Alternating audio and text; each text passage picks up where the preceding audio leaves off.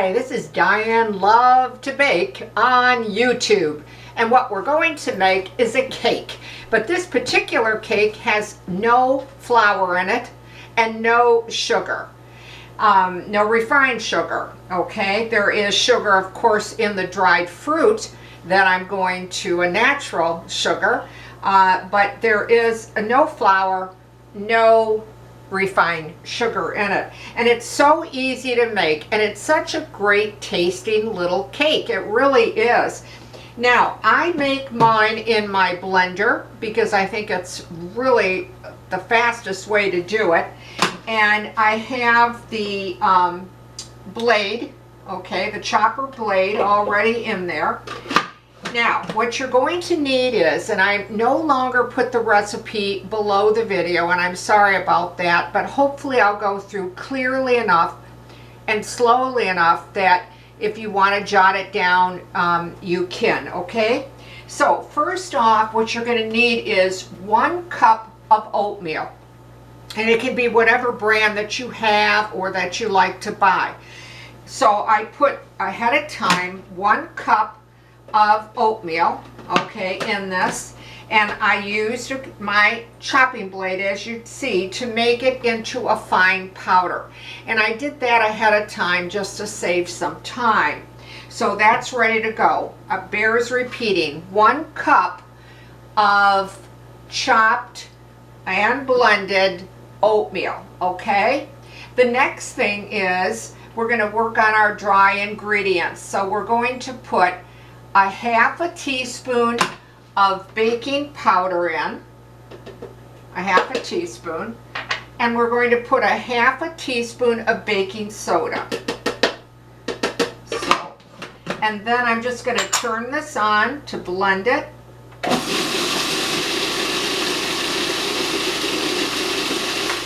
Now you want to make sure though that when you do grind your oatmeal that it's really forming a powder, because we want to have it act almost like a flour, okay? So, you know, make sure though you spend the time to really grind it well into like a powdered dust, in other words, okay? All right, the next thing that we're going to do is we're going to put in 3 eggs, okay? Better yet, I'm going to reverse it a little bit. Let's talk about our dried fruit. What I have is 1 cup. You can use dates if you prefer. You can use dried plums if you want. And what I did was I cut them up into halves, okay? And then I'm just going to put them right in. That's 1 cup of either dried plums or your dates, whatever you prefer or that you like. I'm also going to add a 1/2 cup of raisins. Now you use the golden, the light or the dark, it doesn't matter, it's up to you. So that's 1/2 cup of raisins in there, okay? The next thing I'm going to do is I'm going to put in 3 eggs that have been at room temperature, and I'm going to put them in just 1 at a time, okay?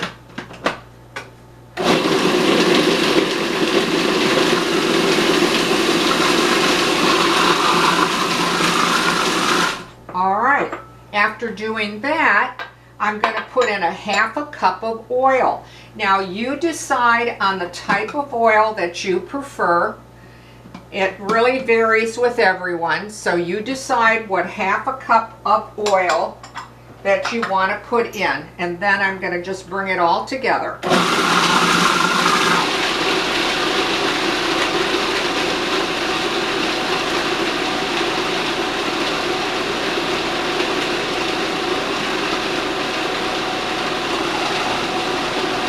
Now, spend some time that it really comes together. It's going to even make the oatmeal, you know, grind it even finer while you're doing that.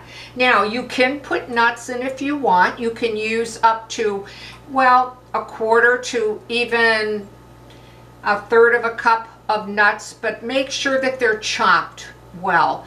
I would chop them in rather than a rough chop you know, a medium chop, that kind of thing, because you don't want them too large either. But anywhere from 1/4 to 1/3 of a cup of nuts, your choice, walnuts or peanuts or pecans or whatever nut that you prefer or that you have, okay? So I'm going to turn it on just for a couple more seconds to make sure that everything's beaten up well together.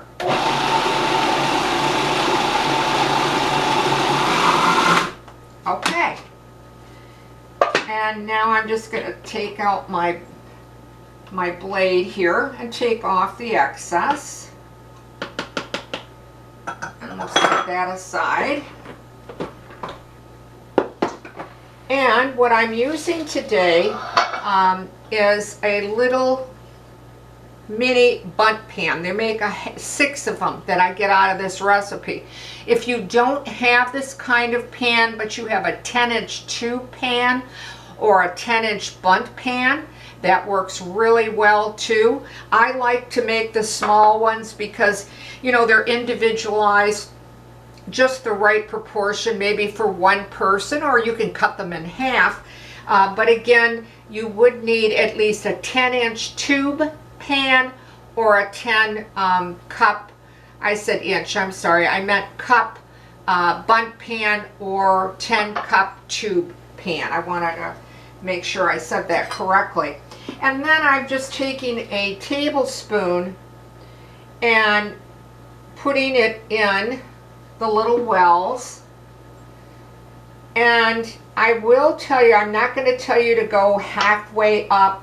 What I want to tell you is that I would just make sure that it's evened out, that you have 6 of the cavities filled, that they all look about the same. And it can be accomplished. It just takes a little bit of time. Okay, and I'm not going to bore you with filling these wells, but again, just a reminder, you know, so that you have enough for all 6 and the wells look like they have the same amount in them. Okay, now I'm not going to bore you with putting more in, but again, heavily grease your pan because you don't want these to stick and break up when you try to take them out, you know, out of the oven.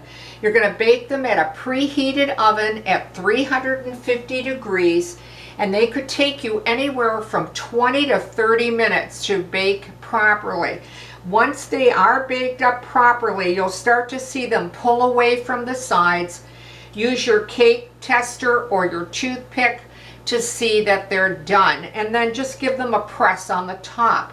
If they easily bounce back, you know that they're properly baked. Now, you know our ovens all set up so differently, so I'll be honest with you, I start checking mine at about 18 minutes or so. I find that my oven is specifically on this recipe, I baked up within around 25 minutes. And you know our ovens, again, they are all so different. So you know your oven and how it performs for you.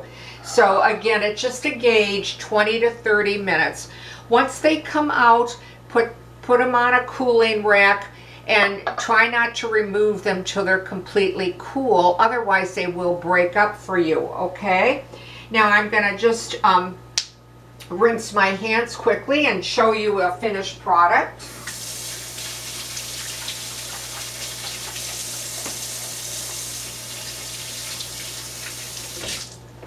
Being that I was working with raw eggs, I don't want to touch it. And this is how they turn out. They'll be a beautiful medium brown, and I tell you the truth, I like the tops, this being the top, but of course most of us are used to seeing it look like this, okay, to give you an idea. Okay, so they're just little mini Bundt, but again, for some reason I think they're prettier this being the top rather than this. And I'm gonna cut one open. to show you the inside and talk about the crumb of it. Now, it is a moist cake, and I don't know if you can see that as I press down on it. It's really a medium density, so it's not a real heavy cake, but it's not a fluffy light cake either, due to all the fruit that we put in. And again, don't forget, you can add nuts if you want, just chop them up well, okay? But it is a delicious cake. I'm going to cut another piece here to show you, and just as you see me push on it, it has a bit of a chew to it, but it's not real heavy. It's medium density, I think would be the best way to put it. But what a delicious cake. If you need a recipe that doesn't contain flour, or you want to stay away from sugar, let this dried fruit become the sweetener for this cake. And again, you can use dried cherries, you could use dried cranberries, dried pineapple. I mean, the sky's the limit of what you could put in this recipe. I've even used a quarter of a cup of unsweetened coconut. So there, you know, you can do a lot. You really can do a lot with this recipe. So if you try this recipe and you like it, well, please write to me and tell me what you think. Or if you have a question or a comment, I'll do my best to answer in a timely fashion, okay? I want to just remind you again that I only put my videos on YouTube.